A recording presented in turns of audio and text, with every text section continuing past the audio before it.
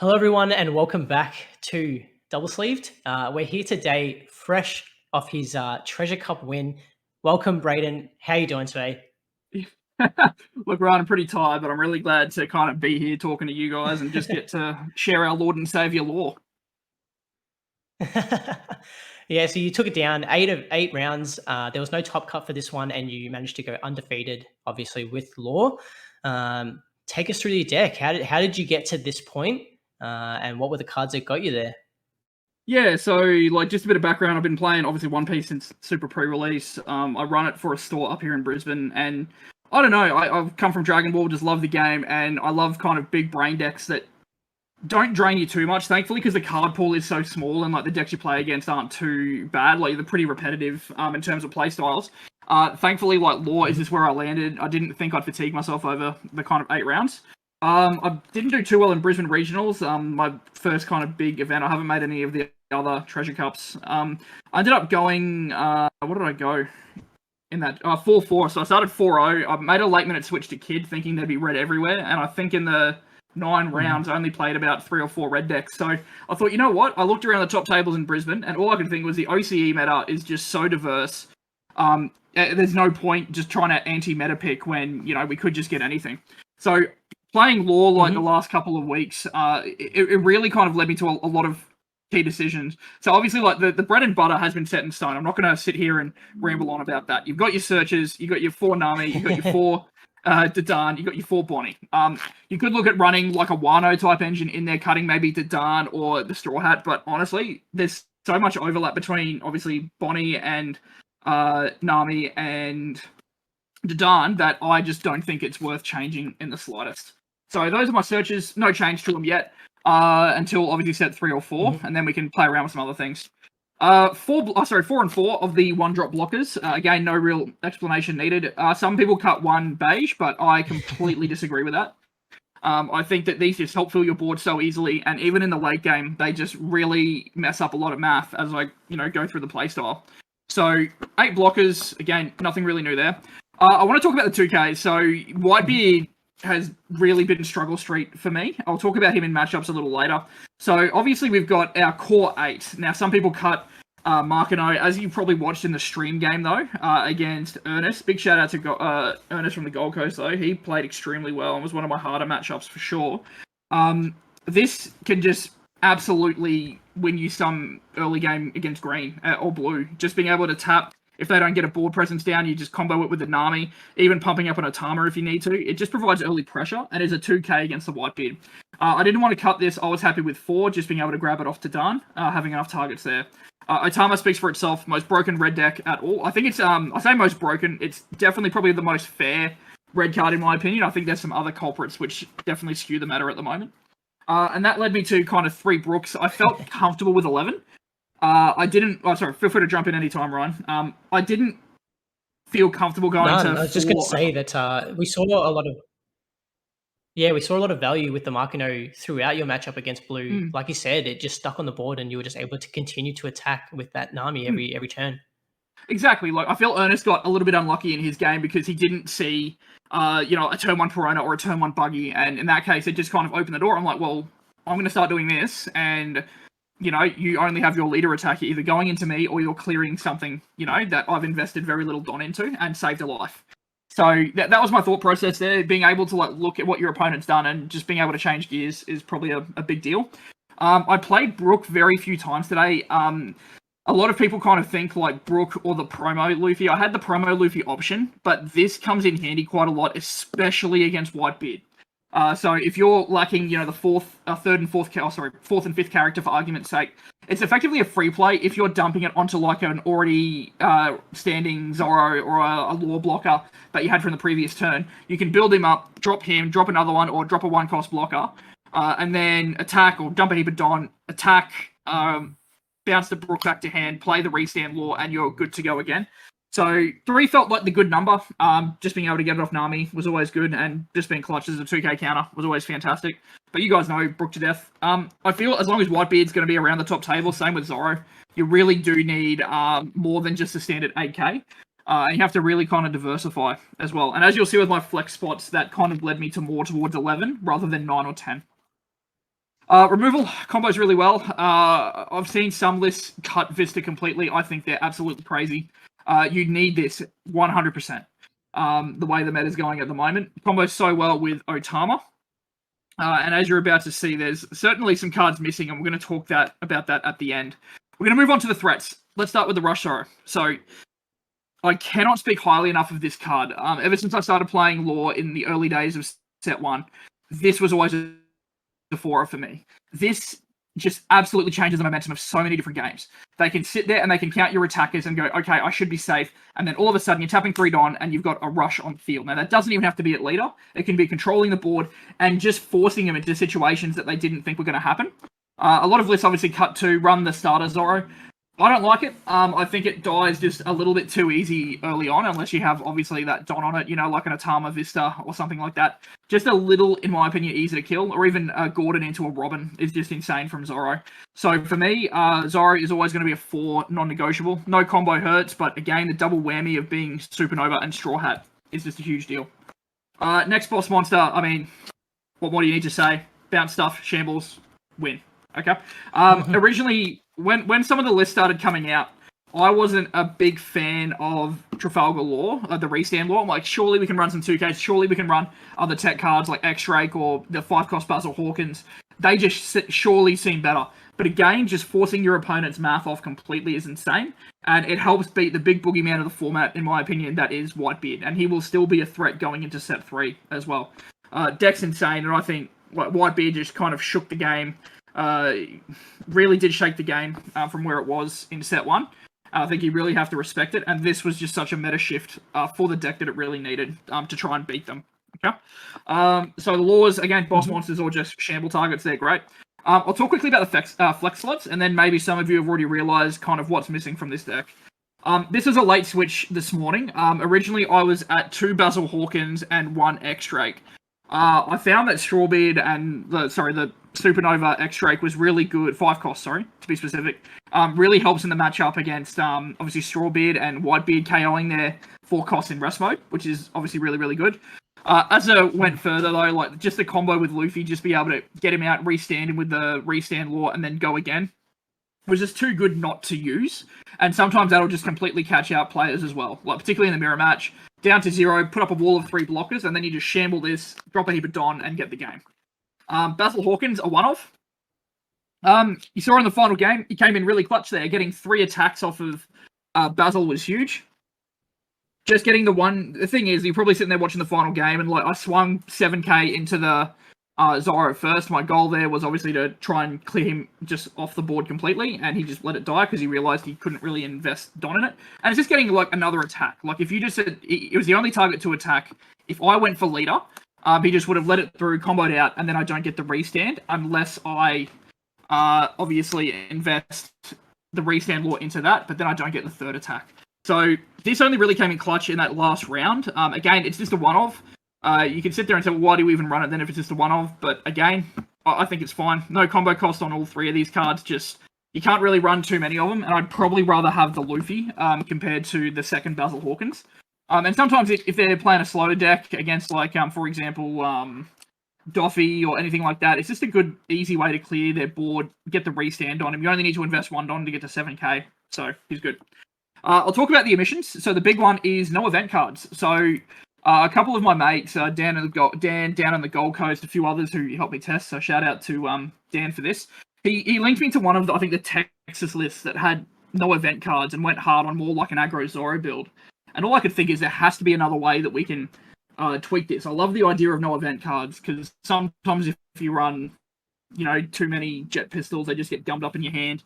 And I was kind of nervous, obviously, about facing Kid, just being able to deal with 8-cost Kid. Thankfully, I dodged it all day and didn't have to deal with it. My plan against 8-cost Kid without a jet pistol, though, was just to Otama and chip away with it with restand law and just hope that would be enough. Thankfully, like, I've said this a lot about this meta as well. A lot of the time with your big tournaments, it just comes down to really making top cut who you see.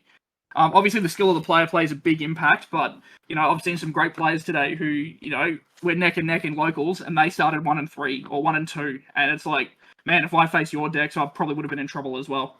But it's still a great game, and player skill is definitely rewarded in a lot of circumstances, but honestly, until like best of 3 or even a pre-sideboard. A lot of that variance can hurt in big tournaments, but I guess today was my day. So I cut all the jet pistols, and yeah, this is where we kind of ended up with the deck. I'm glad I did. At not one point did I ever think, man, I wish I had a pistol for this. Like, again, just dodging the kids did that. And honestly, like, I know Shannon in the last game said you'll probably just jet pistol this, and I'm like, didn't say anything, obviously, but, you know, the opponents have to respect it as well, and there's just so many different builds of lore that you can have with and without it. And yeah, that's my take on lore and how we went. Did you get many people... did you get many people pull up the fact that that leader has seen some terrible times?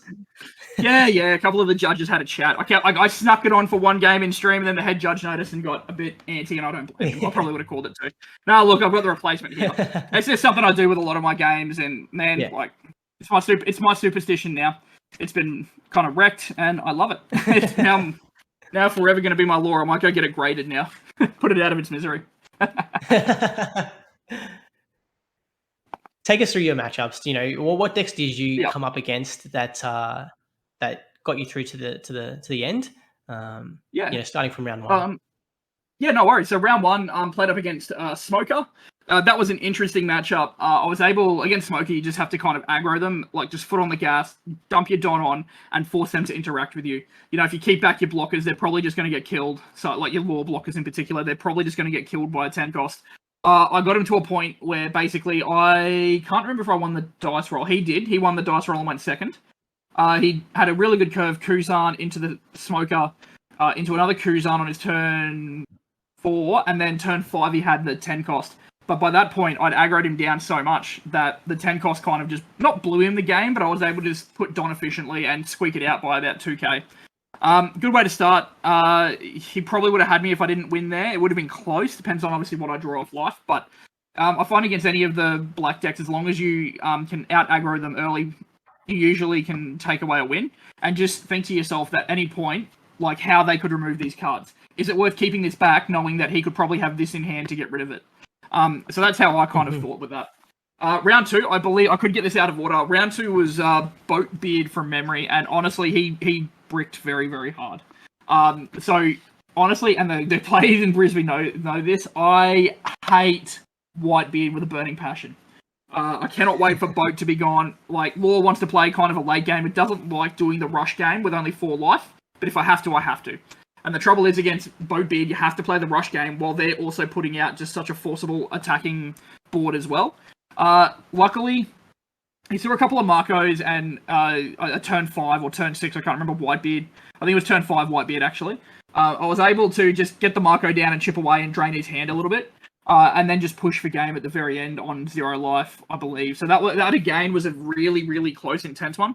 Again, the 5-cost laws really helped me, and just being able to chip away at them was the big one. But even Strawbeard, Whitebeard, you just have to almost clear their board every time as efficiently as you can. I can't stress that enough. Efficiency is the key to beating Whitebeard, even though today was really some of the first times I've beaten it. It's just such a mountain. You have to really hope they brick. Round 3 was Megalith. Not a huge amount to say there. He didn't see a lot of his boss monsters in the mid game, and that really cost him. He tried to keep my board in check, but he had to make the call between keeping up Don to neg my stuff or playing out blockers, which again, just chipping away at him didn't accomplish what he needed. So Magellan fell there, unfortunately. I don't even think he got above 7 Don the whole game. He just kept, Queen, Venom Road, whatever it is, just keep negging, and I was just able to take it from there. Magellan, I think he played like turn 6, and by then, there's just no point. I went to 8 Don, then back to 10 at the start of my turn. So, a bit unlucky draws from him. Round 4 was Zeph, a local player, Sam. We're really devastated, among a sea of 340 people that 2 Brizzy boys got matched up. Look, it was a fantastic game. Again, he drew quite well. I can't remember. I think I won the dice roll on that one. So him going first is really backbreaking for him. Threw his curve off by quite a bit and was just able to tempo and out aggro him, unfortunately. And that was all she wrote there. Round 4 was Whitebeard. That was my first game on stream. That, honestly, that was probably my most big brain game I think I had to play. If you go back and watch it, that final swing, he kept all 10 Don up, and the whole time, he swung his board. I'm like, cool, I've got 3 blockers. The only thing that loses it here for me is if I can't out-combo a Rush Luffy. and he had the Yeah. rush Luffy, and he's like, surely you just won't have it. He had a few lines. We had a good chat after the game. He was a great opponent. Really respectful. It was awesome. So he swung the 11, and I had the enough to get out of it, only just by 1k. So like when I blocked, I didn't save the law. A lot of rookie players would have intended, it's a 6-6. Why not just use a 1k? Well, I did the math and I said 5 for Luffy, 5 Don on him brings him to 11. I've got exactly combo to get up to 12. So if I even use 1k there, I would have lost to that attack. So that's why I didn't use the combo on those laws. Honestly, that Whitebeard match was probably one of the hardest ones, just because you never know with Whitebeard. Like, you never know how many event cards they're going to have. Are they just bluffing you? Do you have to go for it? It's one of the true decks in the meta that I feel can really bluff you, because one bad move and you lose. You know what I mean? Like, and it's the same with the shambles targets as well. Just one Red Hawk, and all of a sudden your math could be completely wrong, and you can no longer restand your card to go for game. So Whitebeard really forces a lot of different decision making with that, and I think Boat being gone just won't be good enough. But anyway, that's another point. This video is about what I played. Round 6, Ivan, Ernest, local Gold Coast boy. Look, that was a fantastic game as well. I find Blue just struggles with a lack of removal. It's really hard for them to beat a lot of the decks. Step 3, getting that event card, I think, is really going to be helpful. Get rid of the Brick Fist, the one with Jimbei on it. I think it's going to shore up a lot of those mid-range and combo decks. But yeah, Ernest, he did really, really well, but unfortunately I was just able to count the cards in his hand, know what he had, and just make him make difficult decisions, and just control him out of the game that way. Round 7 was Zoro. Zoro feels like one of the easiest matchups unless they absolutely high roll you. He kept a lot of his cards back, never swinging into my leader, and like, I get it, he was building up a board, but the early vistas, like, you just have to respect him, and it just completely shut him down. I think by my turn 4, I was still on 2 or 3 life, I can't remember exactly, and I just remember drawing my card and thinking, I should have this, like, there's no reason I should lose from here. And sure enough, I just ground out his resources, kept shambling, have a few blockers, and took the game from there. The final was Kid Film, Shannon from PX3. Always a tough match, those PX3 boys. Jimmy James knows how to pick them. Kid Film was not expecting it, and I cannot believe how well he's done. That film engine, you have no idea how many times I've gone to the drawing board with it. But playing Law, playing Luffy, trying it with Kid, and I always come to the same conclusion, there are just not enough film cards. Give it time, we'll get more. But that one was very similar to the Zoro matchup. It was just recognizing what he had on board, forcing some awkward restands where he tried to control my leader, and unfortunately you could watch that and think, why would he restand that? And the answer is, he just can't let me have a board. I got pretty lucky with a lot of my searches in that final and was just able to take the game out. But yeah, like, shout out to all opponents, you know, like, everyone I feel is just as skilled with this game now, you know, with such a shallow card pool, the depth of each deck isn't super relevant. It always comes down to 1 or 2 plays, you know what I mean, that really make or break whether you win. And, you know, fortunately I was just able to get there today. Tomorrow might be a different story. It might be an 0-3 drop. Let's go to the pub. So yeah, you've got Dragon Ball on tomorrow, but you've taken this event. This one is for the history books. You obviously secured your playmat and the Zoro serialized Luffy and things like that. And we had the pleasure of getting you on stream for rounds 4, 5, 6. Sorry, would have been 5, 6, 7, and 8. So those last 4 opponents all available to be rewatched on our channel. If you want to get a bit more of an in-depth kind of look into lore and how it should be played, the man's here. The video's alive soon. And yeah, Braydon, we can't say thank you enough. Obviously, congratulations once again. You really put this deck to the limit and was able to come out with a win. So it was just great to be able to watch you for the better half of today. And as always, if you do enjoy the video, be sure to leave a like. Congratulate Braydon in the comments for his Treasure Cup win. And we'll see you next time. Oh, can I give a shout out? Go for it. Yeah, sorry. I really need to do this. I need to shout out all the Brizzy boys who really helped me prep for this. There are so many like think tanks going out there as well. So all the boys who play at Chermside, I really appreciate it. All the boys who play at Redcliffe as well, really appreciate you. You keep the scene going, and you know, some of the crazy ideas we see is just insane, and the banter is amazing. Thanks again to Double Sleep as well. All the judges. It was such a smooth event. It's 5:30 here, and we finished like 45 minutes ago. 8 rounds in a day on webcam is fantastic. No, so thank you so much, Ryan, Umet. You guys are fantastic.